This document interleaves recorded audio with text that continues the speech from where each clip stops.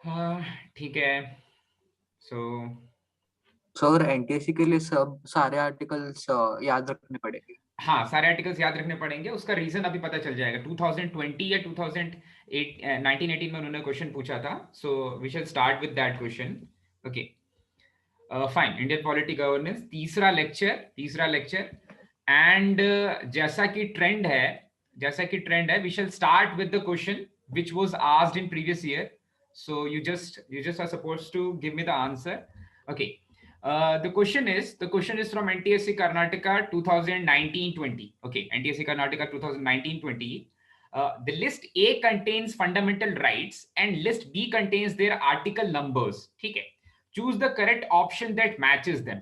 Okay, so these fundamental rights are there in list A: right to freedom, right to freedom of religion, right against exploitation, cultural and educational rights. Okay fine, ठीक है। तो of course आपको इनके numbers तो याद ही होंगे। Last class में हमने पढ़ा है राइट टू फ्रीडम 19 to 22, जिसमें 6 एफ्स आते हैं। Right to freedom of religion from 25 to 28 and all. Okay, options हैं, हाँ ऑप्शंस हैं। लिस्ट बी में ऑप्शंस हैं 23 and 24, 14 to 18, 29 to 30, 19 to 22, 25 to 28। Okay, so sir just a minute. हाँ, एक सेकेंड। हाँ भाई, क्या हुआ मयूरेश, बोल। सर सी है answer. Okay, so let us start. हमें हमें क्योंकि सारे के सारे नंबर्स पता है। So right to freedom is 19 से लेकर के 22 तक राइट टू फ्रीडम है। देन राइट टू फ्रीडम 19 से लेकर के 22 तक है। That means this one is correct. So 1 का 4 एक ही दे रहा है। अब देखो यही वाली चीज क्रिटिकल है एग्जामिनेशन पॉइंट ऑफ व्यू से। ठीक है, आपको the difference between UPSC and NTSC is, UPSC में ना ये बहुत बहुत जम्बल्ड वे में ये सारे के सारे ऑप्शंस होंगे।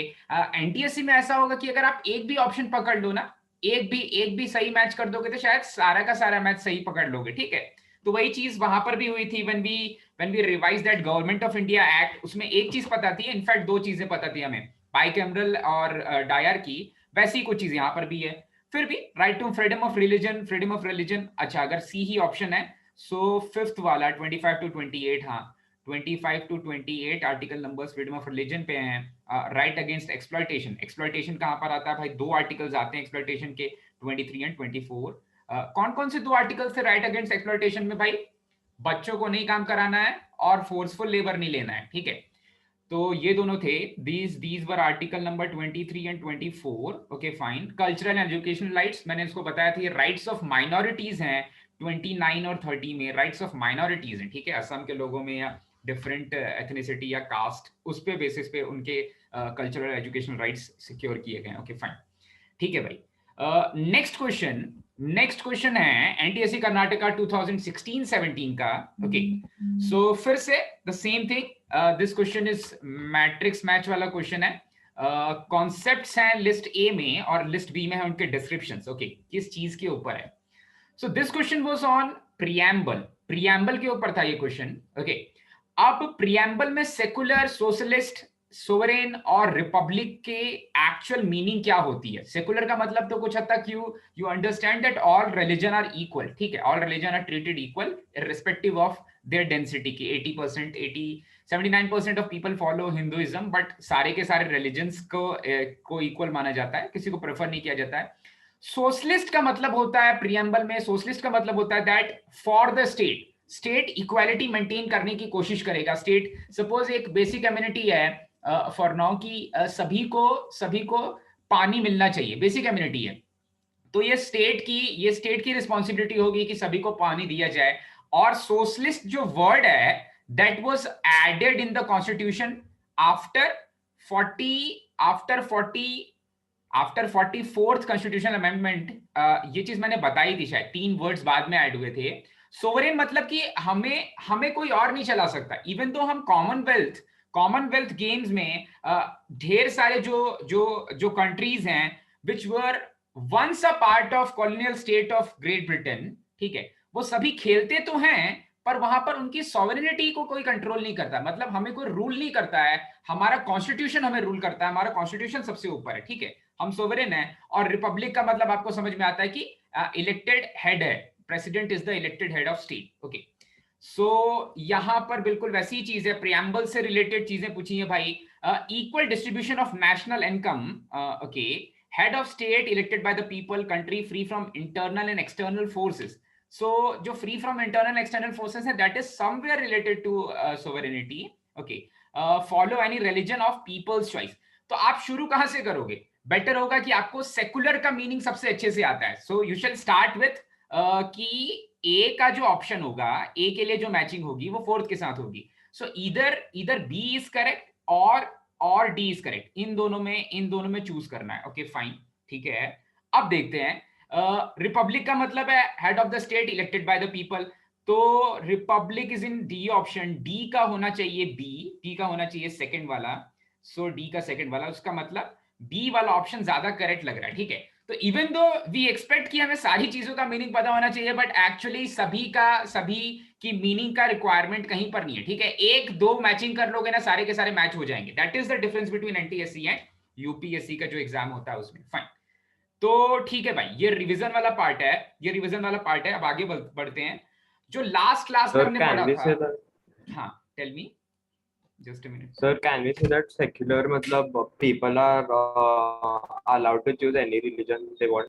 People are allowed to choose, nahi, the state will not discriminate on the basis of religion among its people। मतलब उसके, मैं स्टेट हूं तो मैं वहां पर कोई डिस्क्रिमिनेशन नहीं करने वाला हूं। जो चूज एनी रिलीजन है वो फिर आपके फंडामेंटल ड्यूटी या फंडामेंटल राइट्स में चली जा रही है वो वाली चीज। यहां पर प्रियम्बल वाला पार्ट केवल ये बोलता है कि स्टेट डिस्क्रिमिनेट नहीं करेगा। और याद रखना, I told you that preamble is actually it is a part of constitution. पर तुम कभी कोर्ट में लेकर के प्रियम्बल को नहीं जा सकते कि देखो सर, प्रियम्बल में तो लिखा है कि India is a secular country, तो यहां पर तो these people are being communal, these people are against my religion, तो आप इनको कोई तो कोई मतलब जेल कर दो या कोई भी एक जुडिशियल रिव्यू में लेके चले जाओ। ऐसा नहीं कर सकते।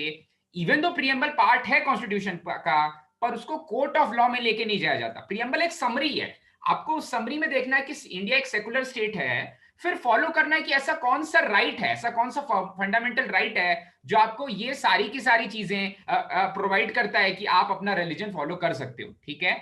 तो फ्रीडम ऑफ रिलीजन है, ओके, वो पार्ट है, ओके।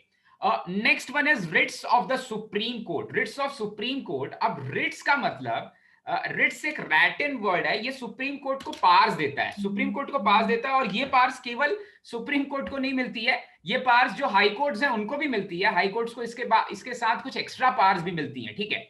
ये पार्स जो हैं ये इंटैक्ट की गई हैं राइट टू कॉन्स्टिट्यूशनल रेमेडी में, कि अगर कोई मदद मांगने जाता है under fundamental right, that is article 32 और आर्टिकल 226, तो सुप्रीम कोर्ट का ये काम है कि उसको पक्का उसको रिप्लाई देना ही पड़ेगा, ठीक है। जिसने भी अप्लाई किया है भाई वहां पर फंडामेंटल राइट्स के अगेंस्ट में कोई केस फाइल किया है, सुप्रीम कोर्ट को उसको रिप्लाई देना पड़ेगा। हाँ, हाई कोर्ट ये बोल सकता है कि भाई मेरा मन नहीं है आज सुनवाई करने का, I will not give you justice, या कुछ भी एक रिप्लाई दे सकता है, दिस इज इनएडिक्वेट और you are not following up with the rules और ऐसी कुछ।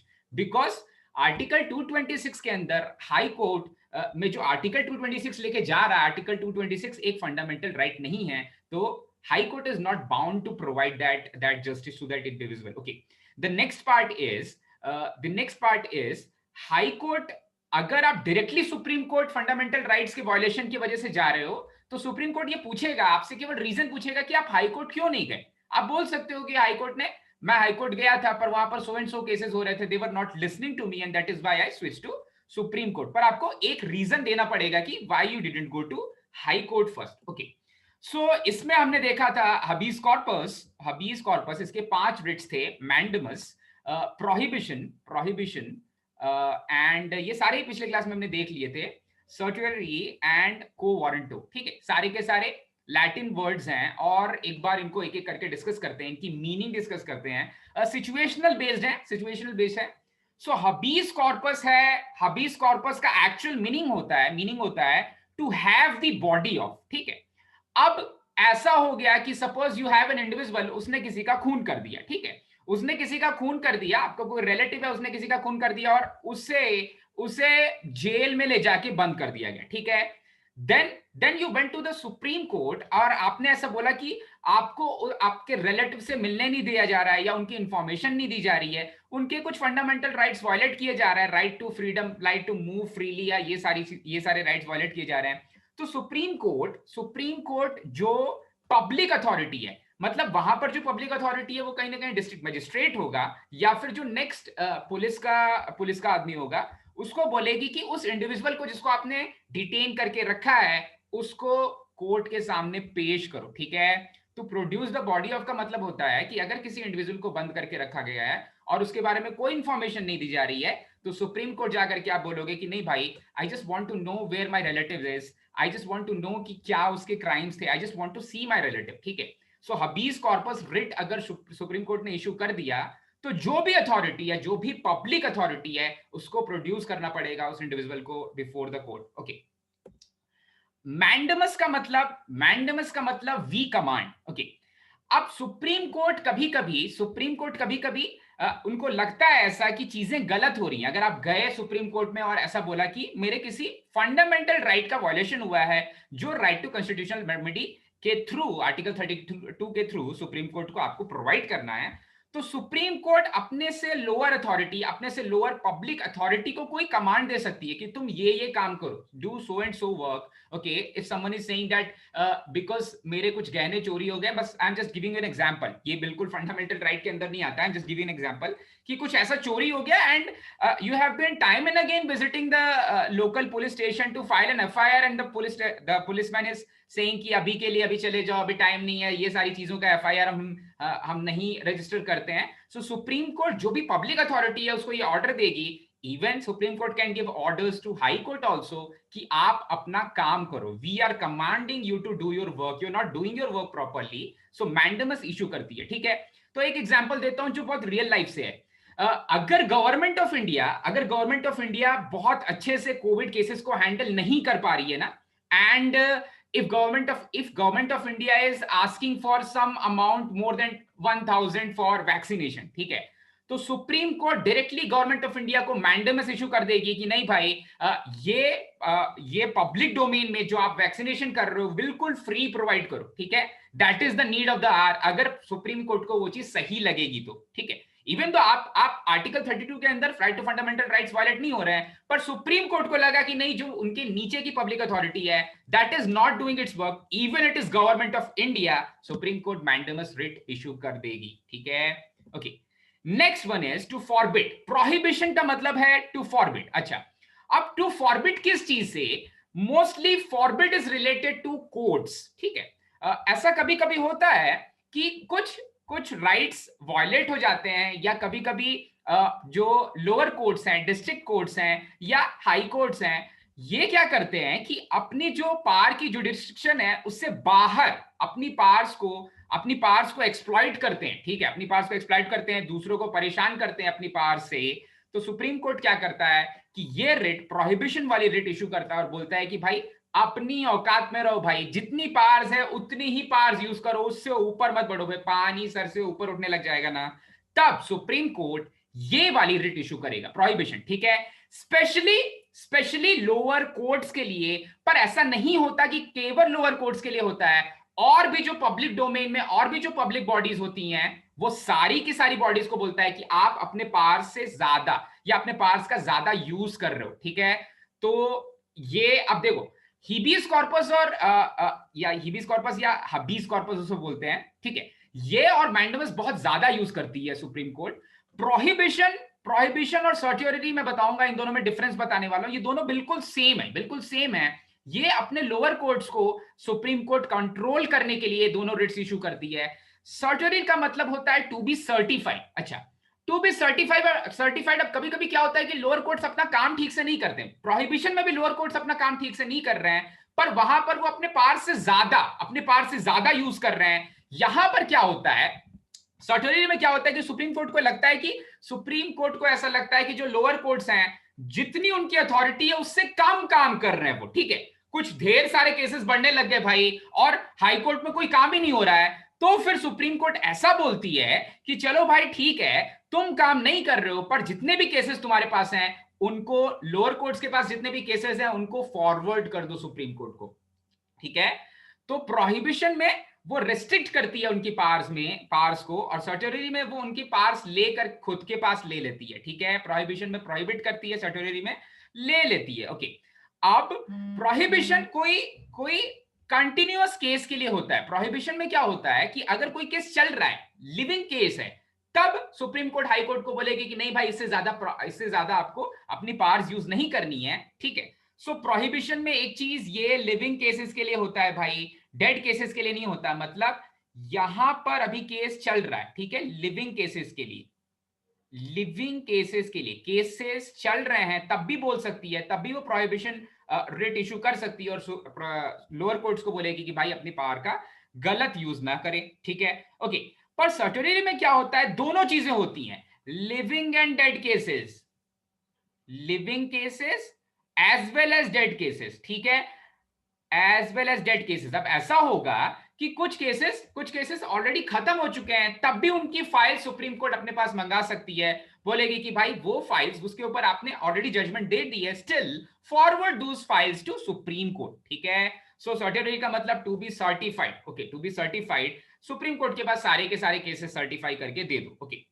को वारंटो होता है कि अगर कोई पब्लिक डोमेन में कोई आदमी है जो अपनी पावर का यूज कर रहा है, तो सुप्रीम कोर्ट पूछती है उससे कि आपकी अथॉरिटी क्या है। सपोज अगर डिस्ट्रिक्ट मैजिस्ट्रेट ने कोई अपनी पावर को एक्सप्लॉइट किया, अपनी पावर का कुछ ज्यादा, ठीक है, आउट ऑफ रीच यूज कर लिया, तो सुप्रीम कोर्ट बोलेगी उससे कि आपने कौन सी अथॉरिटी से, आपके पास कौन सी ऐसी पावर है जिस वजह से आपने वो पावर यूज की है, ठीक है। तो यहां पर जो को वारंटो होता है, को वारंटो लेकर के कोई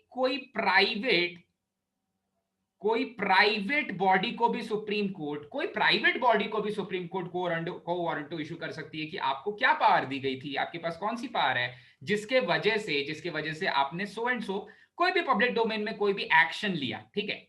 सो सबसे इंपॉर्टेंट हबीस कॉर्पस और मैंडेमस, इन दोनों के बीच में डिफरेंस पूछेगा। ये लिविंग केसेस के लिए होता है, ये डेड केसेस के लिए होता है। को वारंटो के ऊपर क्वेश्चंस नहीं आते हैं। प्रोहिबिशन और सर्टोरी याद रखना, यहां पर लोअर कोर्ट्स को बोलता है कि अपनी पावर का ज्यादा यूज मत करो, सर्टोरी में बोलता है कि जो भी आपके पास केसेस हैं वो सारे केसेस सुप्रीम कोर्ट को फॉरवर्ड कर दो, इवन दो अगर आपने उस पर जजमेंट दे दी है तब भी, ठीक है। So writs of the Supreme Court के बाद नेक्स्ट आ जाते हैं, काफी इंटरेस्टिंग चीज, इसके ऊपर एक छोटी सी स्टोरी भी है, छोटी स्टोरी बताऊंगा मैं, okay. So this is regarding fundamental duties, ठीक है, fundamental duties which is in article 51A of Indian constitution and part 4A of Indian constitution, ठीक है। अब फंडामेंटल ड्यूटीज की जरूरत क्या पड़ी, why fundamental duties are important, दो तीन चीजें हुई देखो। और इंडियन कॉन्स्टिट्यूशनल हिस्ट्री में, इंडियन जुडिशियरी की हिस्ट्री में जो दो सबसे इंपॉर्टेंट अमेंडमेंट्स हैं, one of them is 42nd constitutional amendment, ठीक है, and the other one is 44th constitutional amendment, ठीक है। जो 42nd कॉन्स्टिट्यूशनल अमेंडमेंट था, उस समय इंडिया में इमरजेंसी थी, ठीक है, and Indira Gandhi is regarded as one of the most powerful prime ministers in the history of Indian parliament. सबसे पावरफुल प्राइम मिनिस्टर अभी मोदी है, बट हाँ कुछ इसी की तरह, but she was exploiting her powers, okay fine. जितने पावर्स थे उससे ज्यादा यूज कर रही थी, ओके। तो इंदिरा गांधी ने जब इमरजेंसी लगाई, थर्ड इमरजेंसी लगाई, उसके बाद थर्ड इमरजेंसी के बीच में ही फंडामेंटल राइट्स के लिए फंडामेंटल राइट्स सजेस्ट किए गए इंदिरा गांधी को कि ये सारे राइट्स भी कॉन्स्टिट्यूशन में डाले जाने चाहिए, ओके। पहली चीज तो फंडामेंटल राइट्स का ये जो कॉन्सेप्ट है कहां से आया, सॉरी फंडामेंटल ड्यूटीज का ये जो कॉन्सेप्ट है वो कहां से आया। Fundamental duties actually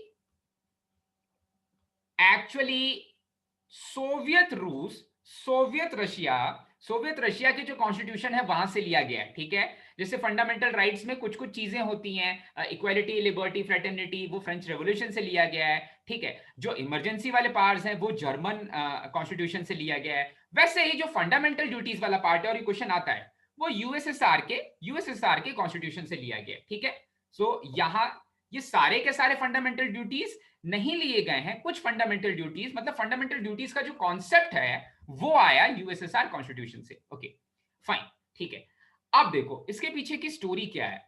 so emergency, जो तीसरी इंटरनल इमरजेंसी थी, जो इंडिया में तीसरी इंटरनल इमरजेंसी लगी, that was imposed on 25 June 1975 and that continued till 21 मार्च 1977। इसको the darkest history in Indian democracy बोला जाता है, ठीक है। ये किस वजह से हुई और क्या ये भारत की पहली इमरजेंसी थी? नहीं, this wasn't the first emergency imposed on independent India, ठीक है।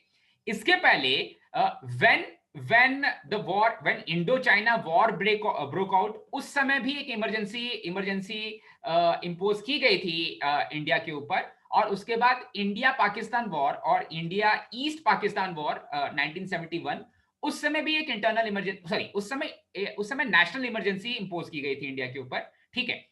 अब ये इंटरनल इमरजेंसी, क्या ये सबसे लंबी इमरजेंसी थी? यहां पर क्या होता था, गवर्नमेंट अपने कॉन्स्टिट्यूशनल पावर्स को गलत यूज करती थी, ठीक है, ओके। लेकिन ये भारत की सबसे लंबी इमरजेंसी नहीं थी, ठीक है। When emergency was introduced in 1962 during India China war, वो इमरजेंसी टिल 1968 चली थी, ठीक है। सो Nehru imposed the internal emergency, sorry, Nehru imposed the national emergency during India China war and that continued even after Bahadur Shastri, ठीक है, even after Bahadur Shastri died। वो continue हुई, और वो कंटिन्यू उसका होने का रीजन ये था कि 1965 में इंडिया एक फिर से वॉर पे चला गया पाकिस्तान के साथ, 1965 वॉर में। तो ड्यूरिंग वॉर ऐसा होता है कि सारे के सारे स्टेट्स, अब राजस्थान में अगर वहां पर अटैक कर रहा है या वेस्ट बंगाल में पाकिस्तानीज आर अटैकिंग, तो वहां की भी जो कंट्रोल है, वहां की भी जो अथॉरिटी है, वो कहीं ना कहीं सेंट्रल गवर्नमेंट के पास होनी चाहिए। वहां के जितने भी पावर्स हैं वो सेंट्रल गवर्नमेंट के पास होने चाहिए, and that is the reason why emergencies are introduced, okay. जो थर्ड इमरजेंसी थी, वो बहुत वेग रीजन से इंपोज की गई थी, ठीक है। अब थर्ड इमरजेंसी में क्या हुआ, इलाहाबाद हाई कोर्ट ने, हाई कोर्ट ऑफ इलाहाबाद, ठीक है। तो बहुत सारे ऐसे स्टेट्स हैं जहां पर हाई कोर्ट्स जो हैं वो उनके स्टेट कैपिटल में नहीं है, ठीक है। One of the states is अपना Karnataka. The High Court of Karnataka is located in Dharwad, okay. So High Court of Karnataka is located in Dharwad. Similar states are Chhattisgarh. The High Court of Chhattisgarh is located in Bilaspur. The High Court of Madhya Pradesh is there in Jabalpur. And similarly, the High Court of Uttar Pradesh is there in Allahabad. ठीक है। So Allahabad High Court ने एक judgement दी। किसके against judgement दी भाई? The prime minister of India. बहुत बड़ी चीज थी। इलाहाबाद हाई कोर्ट ने उस समय के सबसे पावरफुल, इनफैक्ट इंडिपेंडेंट इंडिया के सबसे पावरफुल प्राइम मिनिस्टर के अगेंस्ट एक जजमेंट दी, जिसमें यह बोला गया कि वो अपने ऑफिस का बहुत गलत यूज कर रही हैं और उस वजह से कुछ करप्शन हुआ है, ठीक है। अब उस केस में जब इंदिरा गांधी करप्शन कर रही थी, तो इलाहाबाद हाई कोर्ट ने बोला कि उन्हें अपना ऑफिस छोड़ देना चाहिए, ठीक है। She has to be remove from और resign from the PMO office, okay, ठीक है। एंड साइड बाय साइड जो बिहार स्टेट था, बिहार स्टेट इस उस समय का यूनिफाइड बिहार स्टेट, मतलब including parts of Jharkhand also, वहां पर स्टूडेंट्स प्रोटेस्ट करने लगे थे वहां की रूलिंग पार्टी के अगेंस्ट, ठीक है। और वहां की रूलिंग पार्टी कौन थी? बिहार में भी रूलिंग पार्टी थी कांग्रेस पार्टी ही, ठीक है। So if the students are protesting against the chief minister of Bihar, indirectly because Indira Gandhi was not that powerful due to the Allahabad High Court judgment, Allahabad High Court judgment की वजह से भी वो थोड़ी कमजोर हो गई थी, और बिहार में भी students were raising questions against then chief minister of Bihar, but that chief minister was under the control of Indira Gandhi, ठीक है। तो इनडायरेक्टली जो पार था या जो चैलेंज था, that was against गांधी, ठीक है। वो चैलेंज लीड कर रहे थे जयप्रकाश नारायण, ठीक है। एक सोशलिस्ट आदमी थे। he was a freedom fighter and Mahatma Gandhi के साथ इन्होंने काम किया था, ठीक है। सो जयप्रकाश नारायण ने एक मूवमेंट दिया, संपूर्ण क्रांति मूवमेंट। अब संपूर्ण क्रांति एक एक्सप्रेस भी चलती है इन्हीं के नाम पर, राजेंद्र नगर से pan India, Rajendra Nagar to Delhi चलती है। Rajendra Nagar by the way is the like Yeshwantpur is the railway station of Bangalore. Similarly, Rajendra Nagar is the railway station of Patna. Okay, fine. ठीक है। सो पहले दोनों emergencies, first emergency India China war 1962 में impose की गई थी और वो चली थी 1968 तक, ठीक है। जो सेकंड इंटरनल इमरजेंसी थी वो 1971 में इंपोज की गई थी जब इंडिया पाकिस्तान के साथ वॉर पे गया था। तो ये दोनों चीजें आपको पता है ऑलरेडी, ठीक है। सो ये पहली बार इमरजेंसी इंपोज नहीं हुई थी, पर पहली बार इमरजेंसी इंपोज हुई थी इंटरनल इश्यूज से। क्यों, क्या इंटरनल इश्यूज थे भाई?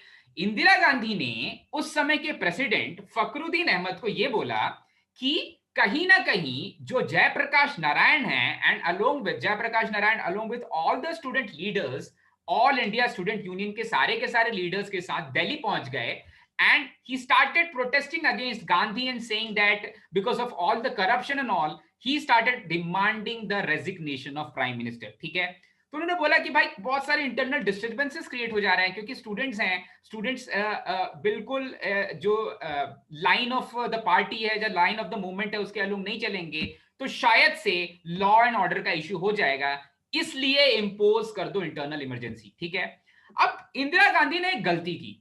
इंदिरा गांधी, जो इंडियन कॉन्स्टिट्यूशन में जो प्रोविजंस थे उसमें यह बोला जाता है कि प्रोविजन ऐसे थे कि आपको कैबिनेट से बात करनी है। Suppose if Modi wants to impose emergency and that to internal emergency, अगर कोई एक्सटर्नली कोई अटैक नहीं हुआ है तो उसको अपने पार्लियामेंट से पूछना, अपने कैबिनेट से पूछना पड़ेगा। Like this Nitin Gadkari and whoever is the minister of coal minister of external affairs, जो भी हैं, उनसे एक बार पूछना पड़ेगा। और अगर कैबिनेट ने लिख के दिया कि आप इमरजेंसी लगाओ, तभी वो प्रेसिडेंट के पास जा सकते हैं इमरजेंसी लगाने के लिए, ठीक है।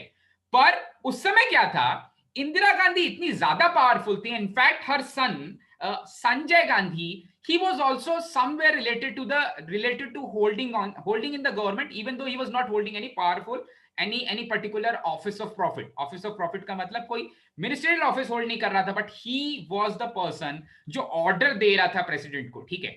प्रेसिडेंट फखरुद्दीन अहमद को बिना किसी कैबिनेट के सिग्नेचर के, बिना किसी कैबिनेट के एग्रीमेंट के, इंदिरा गांधी ने रात को 2 बजे के आसपास बोला फखरुद्दीन को कि कल से पूरे इंडिया में इमरजेंसी लगा दो। और जब इमरजेंसी लगती है तो जो स्टेट्स के सारे पावर्स होते हैं वो सारे के सारे पावर्स स्टेट के पास से चले जाते हैं। आपके जो खुद के फंडामेंटल राइट्स होते हैं वो सारे के सारे fundamental rights null and void हो जाते हैं। उनमें से कुछ राइट्स रहते हैं, उसके बारे में मैं डिस्कस करूंगा अभी, ठीक है।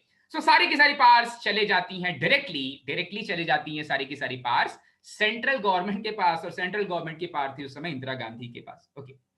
अच्छा, तो 42nd कॉन्स्टिट्यूशन, हाँ फाइन, पूछो। इमरजेंसी सिर्फ वॉर के वक्त लगता है कि और कुछ? ठीक है। अब इसी बीच when emergency was there in India, जो कहीं ना कहीं डेमोक्रेसी के अगेंस्ट था, बहुत सारे रूल्स पास करने लग गई इंदिरा गांधी, ठीक है। बहुत सारे रूल्स अपने पार्लियामेंट के थ्रू पास करने लग गई, और उसी में आया 42nd कॉन्स्टिट्यूशनल अमेंडमेंट 1976। अब इसमें कमेटी आई, और इस कमेटी के बारे में पूछ सकता है आपसे कि कौन सी कमेटी थी जिसने सजेस्ट किया कि इंडियन सिटीजन्स की फंडामेंटल ड्यूटीज भी होनी चाहिए। सरदार स्वर्ण सिंह कमेटी, ठीक है। सरदार स्वर्ण सिंह कमेटी ने रिकमेंडेशंस दिए कि भाई just like USSR has certain fundamental duties for its citizens, ठीक है। ध्यान देना, जब मैं फंडामेंटल राइट्स बोलता हूं तो फंडामेंटल राइट्स कुछ इंडियंस को भी मिलते हैं, मतलब अपने सिटीजन्स को भी मिलते हैं, और कुछ राइट्स फॉरेनर्स को भी मिलते हैं। पर जो फंडामेंटल ड्यूटीज हैं, ड्यूटीज केवल सिटीजन्स की होती है, ठीक है। तो सरदार स्वर्ण सिंह ने कुछ रिकमेंडेशंस दिए कुछ ड्यूटीज के, और उन्होंने केवल उस समय 10 ड्यूटीज सजेस्ट की, एंड दैट टू बिटवीन, ये चीज सारी कब हो रही थी भाई, जब इंडिया में इमरजेंसी थी। इमरजेंसी का ड्यूरेशन था 1975 टू 1977, और स्वर्ण सिंह कमेटी ने 1976 में ही बोला कि भाई 42nd कॉन्स्टिट्यूशनल अमेंडमेंट लगाकर आप कॉन्स्टिट्यूशन को चेंज करो। और इसलिए उस समय की पार्लियामेंट, या एक तरह से बोला जाए तो इंदिरा गांधी ने आर्टिकल 51A पार्ट 4A में ये 10 की 10 फंडामेंटल ड्यूटीज डाल दी। अब ये जो पहली 10 फंडामेंटल ड्यूटीज हैं, ये यूजुअली एग्जाम में नहीं आती हैं, ठीक है। आपको केवल ये याद रखना है कि 42nd कॉन्स्टिट्यूशनल अमेंडमेंट में केवल 10 ड्यूटीज ऐड हुई थी।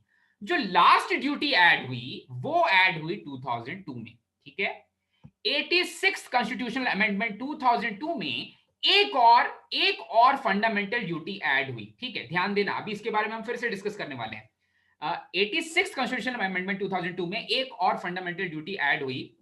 अभी हम पढ़ेंगे वो फंडामेंटल ड्यूटी क्या थी, वो फंडामेंटल ड्यूटी एक्चुअली क्या थी।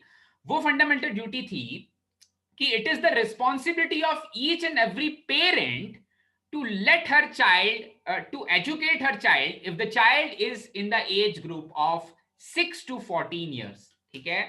अब ऐसा आपने एक एक्ट देखा, ऐसा आपने एक एक्ट भी देखा था, आपने ऐसा एक फंडामेंटल राइट भी देखा आर्टिकल 21A में, जहां पर आपको एलिमेंट्री एजुकेशन प्रोवाइड करना रहता है children in the age group of 6 to 14 years, ठीक है। तो इससे पहले कि एक फंडामेंटल राइट बने, देखो फंडामेंटल राइट बन रहा है एजुकेशन प्रोवाइड करने के लिए, पर ड्यूटी किसकी है कि अपने बच्चे को एडमिशन कराए, अपने बच्चे का एडमिशन कराए इन द स्कूल, पेरेंट्स की ड्यूटी है, ठीक है। तो पहले गवर्नमेंट ऑफ इंडिया या पहले अपने कॉन्स्टिट्यूशन में ड्यूटी बनी कि भाई हाँ ये आपकी ड्यूटी है एज अ पेरेंट की लेट योर चाइल्ड स्टडी और be admitted to for elementary education if the child is in the age group of 6 to 14 years, ठीक है। ओके, अब थोड़ा सा डिस्कस करते हैं फंडामेंटल ड्यूटीज। आपको एक भी फंडामेंटल ड्यूटी नहीं लिखनी है एक्सेप्ट द लास्ट वन, एक भी फंडामेंटल ड्यूटी नहीं लिखनी है एक्सेप्ट द लास्ट वन, ठीक है। हु इज अ पेरेंट और guardian to provide opportunities for education to his child और एज द केस में be ward between the age of 6 to 14, 6 to 14 होगा, वहां एंड 14 लिखा है, ठीक है। तो जस्ट राइट द 11th, जो 86th कॉन्स्टिट्यूशनल अमेंडमेंट ऑफ 2002 में जो 11th fundamental right I, 42nd constitutional amendment में पहले 10 राइट्स आ गई थी बाय द रिकमेंडेशन ऑफ सरदार स्वर्ण सिंह कमेटी। जो लास्ट वाली राइट है, सॉरी जो लास्ट वाली ड्यूटी ऐड हुई वो हमारे लिए इंपॉर्टेंट है, ठीक है।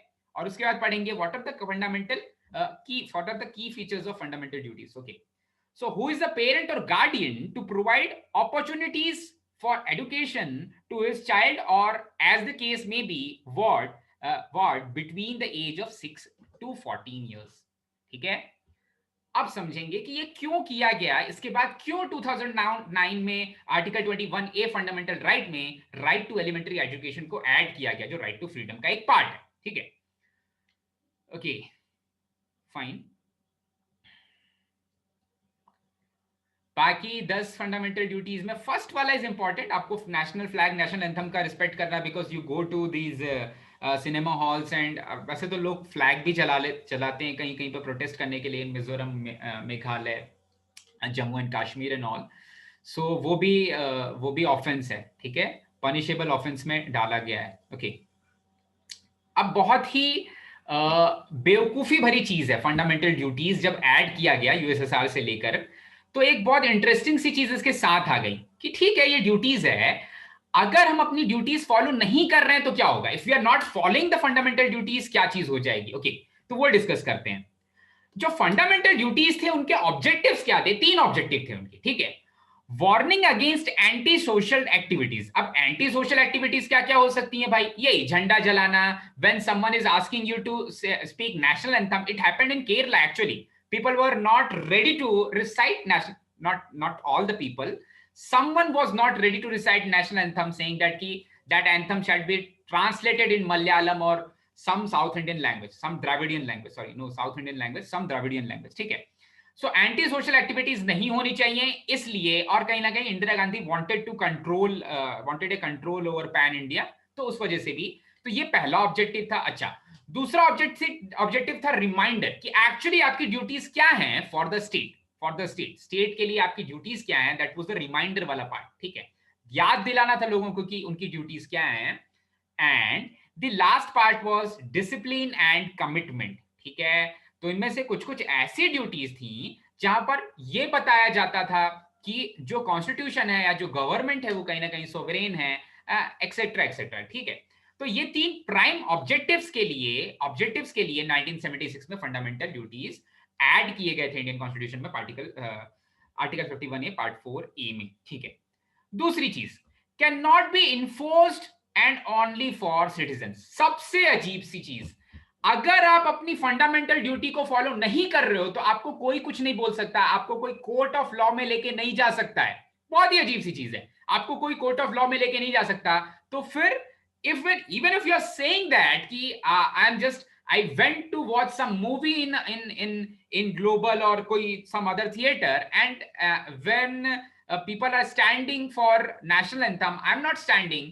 मैं अपनी फंडामेंटल ड्यूटीज तो फॉलो नहीं कर रहा हूं, पर आप मुझे कोर्ट ऑफ लॉ में लेके नहीं जा सकते, ठीक है? आप मुझे कोर्ट ऑफ लॉ में लेके नहीं जा सकते, क्योंकि it can not be enforced. मैं जबरदस्ती नहीं कर सकता आपको कि नेशनल एंथम आपको हिंदी में ही सीखना है, if you are a Malayali और तमिल और कन्नड़ा और some other, if you are speaking some other language, okay fine, so it cannot be enforced. Second is it's only for citizens, to अगर कोई foreigner है तो उसको कभी that foreigner has, I'm not saying कि उसके पास right है बेइज्जती करने का हमारे constitutional national flag and all को, पर उसकी ड्यूटी नहीं है, ठीक है, रेस्पेक्ट करने का। अच्छा, अब जो लास्ट पार्ट था, ये कहीं ना कहीं इंश्योर करता है कि फंडामेंटल ड्यूटीज फॉलो की जाए। कैसे इंश्योर करता है?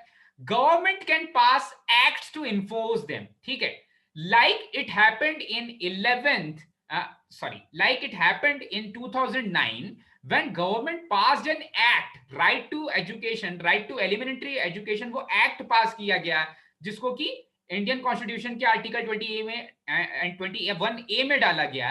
तब ये बोला जाने लगा कि ठीक है, फंडामेंटल ड्यूटी तो तुम फॉलो नहीं कर रहे हो। If you are not following fundamental duty as a parent to let your child be admitted to educational institutions, 6 से 14 साल के बीच में अगर आपके बच्चे हैं और आप उन्हें पढ़ाने के लिए नहीं भेज रहे हो, तो ठीक है, आप अपनी फंडामेंटल ड्यूटी तो फॉलो नहीं कर रहे हो।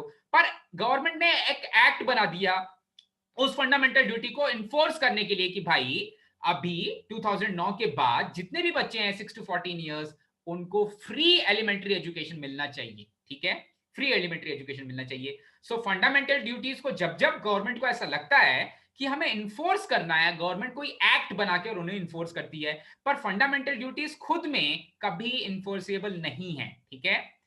चमका भाई बढ़ जाएंगे। ओके, तो फंडामेंटल ड्यूटीज में 2-3 चीजें याद रखनी है। कौन सी कमिटी 42nd अमेंडमेंट में आया था, और जो 11th फंडामेंटल ड्यूटी है उससे कुछ चीजें पूछी जा सकती हैं। Okay, next. ओके, सो सारे 10